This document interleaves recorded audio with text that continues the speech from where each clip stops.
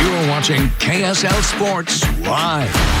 Get ready because March Madness is going to be fun around here. Along with Utah women's hoops, 3 men's teams in great position right now to earn at-large bids to the NCAA Tournament. BYU a 5 seed, Utah State a 6 seed, and Utah a 7 seed in the latest bracketology from Joe Lenardi at ESPN. Let's get March here already. The Runnin' Utes had a chance to boost their resume on Sunday, hosting Oregon, a team also projected to be in the NCAA Tournament, and also the team all alone in first place in the Pac-12 entering Sunday. All right, let's get to the highlights. Utah shorthanded 2 rotation players out. Raleigh Worcester and Lawson Lovering. Who would step up? Craig's crew stepped up. Woo! Davon Smith is the guy. The Runnin' Utes have a star. This young man is electric. Oregon couldn't miss from 3 in the first half. 7 threes. Jermaine Kusnard had 7 in the game high 26. But Davon kept making plays, keeping the Utes on top. Another dazzling dunk. Utah trailed at the half, but just by 1, thanks to another great play by Smith. Good if it goes. Got it! Davon Smith, 3 at the buzzer. Davon was just getting started, and the Utes in great position entering the second half. In that second half, more from Smith, please. Smith made back-to-back three-pointers, this one to take the lead 69-67. Under 2 minutes to go, the Utes get up the floor fast. Cole Bajma to Kebakeda. Utes up 4. Now it's a 1-point game, and Smith drives to the basket, getting his own board, puts it up and in. 76-73 the lead. Now under 20 seconds left. Oregon has a chance to take the lead, but N'Faly Dante barely misses that shot. Oregon now at the free throw line missing. Dante gets the board, draws the foul, so he's headed back to the line. He would miss the first free throw, so he's trying to miss the second one to try to get the offensive board, but instead he banks it in, and, well, that's it. The Utes go on to win by 3, 80-77. Big-time game by Smith. He finished with 24 points, 9 rebounds, 9 assists. Utah improving to 14-5 on the season. I think we just have so much depth, and everybody plays hard, every single player from, I don't know how many you have, maybe 13, 14, but everybody plays hard, everybody pays attention to detail. Everybody was here this morning at 8 a.m., super focused and locked in. And I think we take everything serious, and we're ready to take the next step forward. It'll be interesting to see how BYU reacts to what happened Saturday in Lubbock. The Cougars had a 48-32 halftime lead over Texas Tech. In fact, BYU has led a halftime in all of their Big 12 games this season, but everything changed in the second half.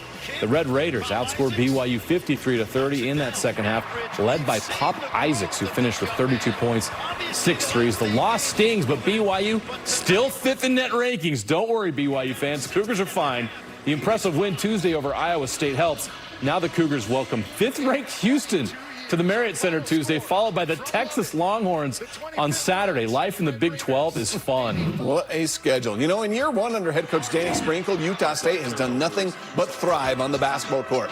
Utah State started the week by moving up 4 spots in the rankings to number 16 in the AP poll. They had their NCAA-long 15-game win streak come to an end in a loss to New Mexico at the Pit, but the Aggies returned home Saturday where they beat Fresno State by 21. Great Ossobor with 20 points, 12 rebounds. Ian Martinez, 14 points, 7 boards, 6 assists in that game. Utah State now 17-2 on the season. Looking forward to that. How about we jump into a little bit of the NBA now with the Nets and Clippers in the third quarter here. Nick Claxton with a poster dunk to give the Nets an 87-73 lead.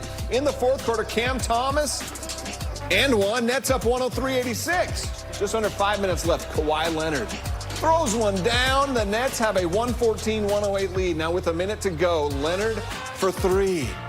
Cash it in. 120-114. Leonard helped LA score 14 points in a 22-0 run to finish the game. Clippers come back to win it 125-114. All right, let's go to the heat of the Magic. A battle in Florida. First quarter, Jimmy Butler gets a 3 to start the game. Right out of the gate.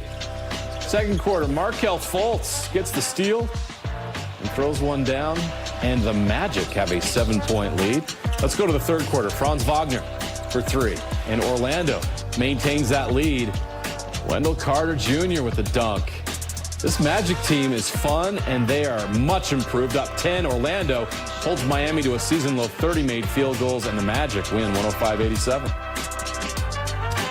The Nuggets and the Wizards. Let's get this one in the first quarter where Jamal Murray beats the buzzer for Denver. They've got a 33-24 lead. In the second quarter, though, Jordan Poole dials one up from downtown, and Washington cuts that lead to 1. Third quarter, Nikola Jokic, no look to Aaron Gordon. What can't Jokic do?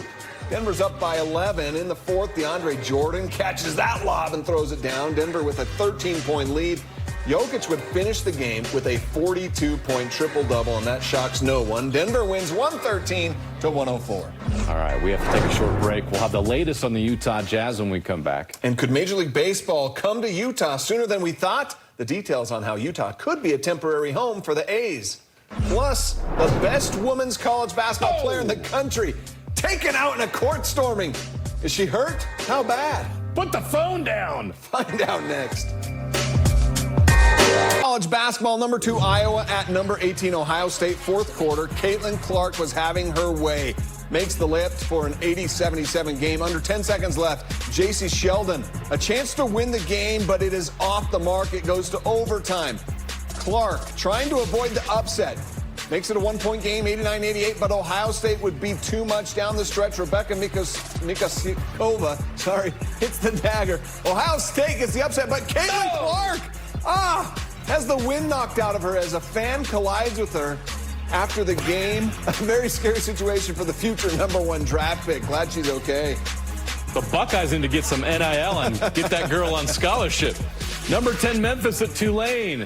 First half, Colby Keene, corner 3. Tulane up 8-6, less than a minute in the first half. Malcolm Dandridge blocks. Javon Quinterly with the layup, tied 34 all at half. Second half, 2 minutes left. Colin Holloway with a layup. And Tulane is up 2 points, trying to pull off the big upset. Final seconds, David Jones misses for Memphis. That's it. Second chance is shot. It's blocked, and the Tulane Green Wave upset the Memphis Tigers, 81-79. All right, over the last year, the state of Utah has suddenly emerged as one of the top candidates for Major League Baseball expansion. A decision by Commissioner Rob Manfred has not been made yet, but Big League Baseball could be here sooner than an expansion decision's even made. The Oakland Athletics are looking for a temporary home. The A's lease in Oakland runs out after this upcoming 2024 season, but their new $1.5 billion stadium in Vegas, that won't be complete until 2028. So they need a home for the 2025 through 27 seasons.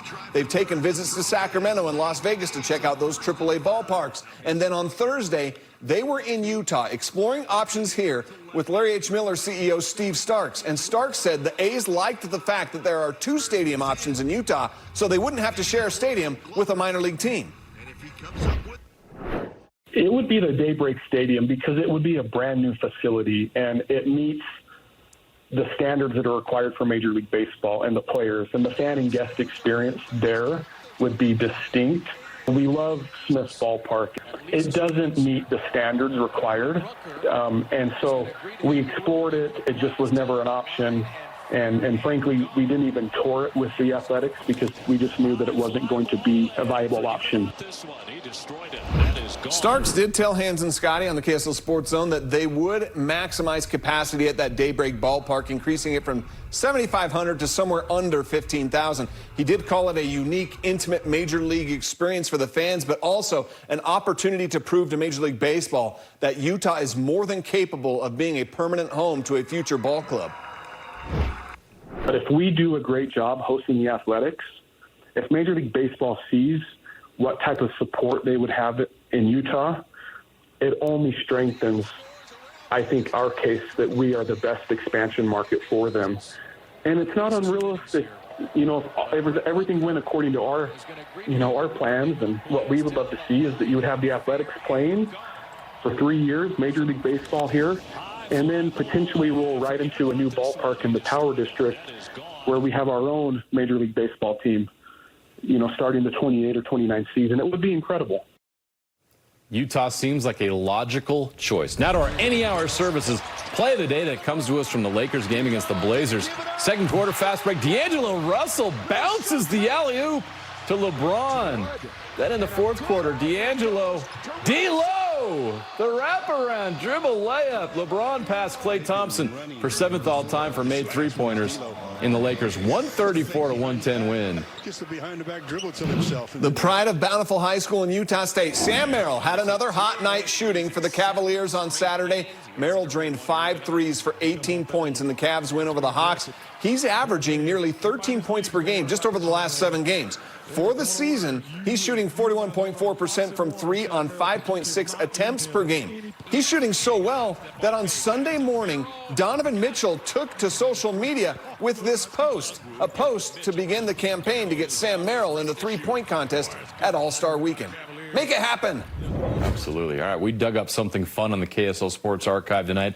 We're turning back the clock to this day 35 years ago. KSL Sports anchor and reporter Steve Cipher sat down with Karl Malone in his house to talk with him about being named to the All-Star game for the first time, the first of 14 for the mailman.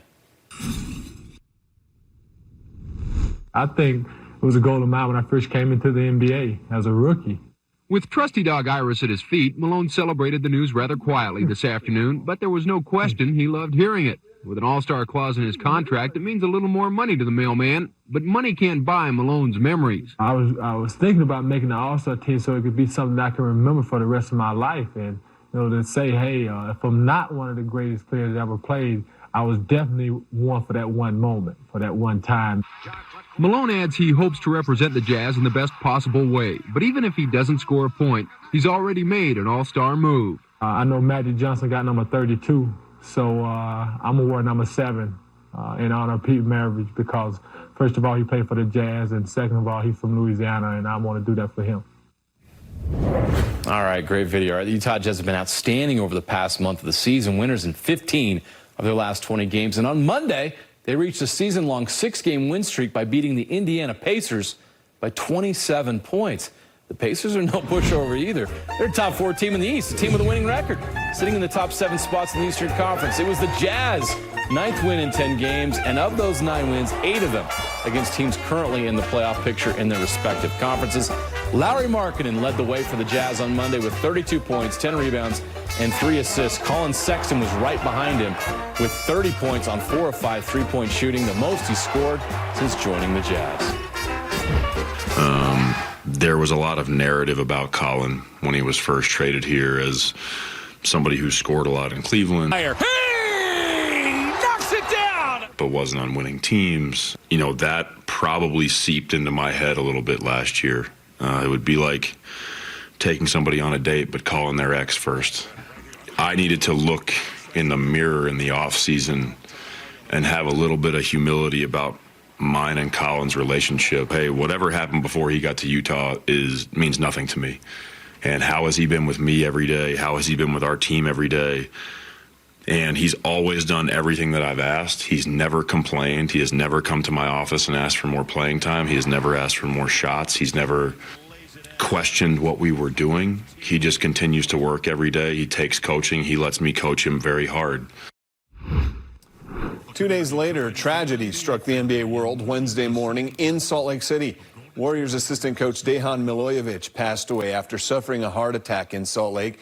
The NBA postponed the scheduled game with the Warriors that night. The following night, the Jazz had to get back on the court, but they did have a moment of silence before that game with the Thunder, a game that saw Colin Sexton have another big night.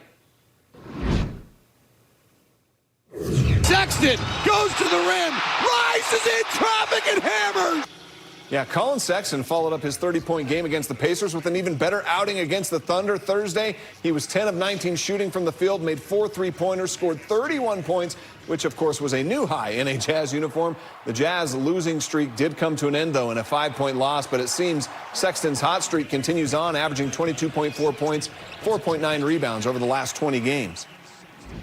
All right, the Jazz opened a 6-game road trip with disappointment, a disappointing start, trailing by as much as 17 against the Rockets, and a furious rally in the second half to force overtime. Jordan Clarkson had 33 off the bench, but his shot at the buzzer to win the game in overtime came up short, and the Jazz have now dropped 2 straight games for the first time since early December.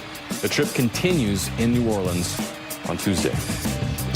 Last night, the Salt Lake City Stars were playing in an alternate uniform, their NBA Paint uniforms. NBA Paint is a social media account that makes basketball-related artwork, while multiple G League teams have used uniforms inspired by NBA Paint as an alternate look this season. And on Friday, it was the Stars' turn. Bryce Sensabaugh, he dialed it up, scored 27 points in the game. The Stars lost at Maverick Center, but I think they definitely won the uniform game. We'll be right back with more.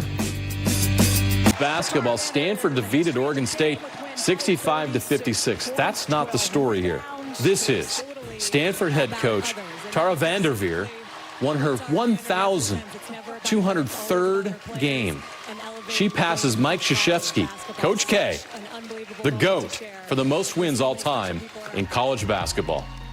What a run. She's amazing. One of the best coaches regardless of sport, an incredible accomplishment.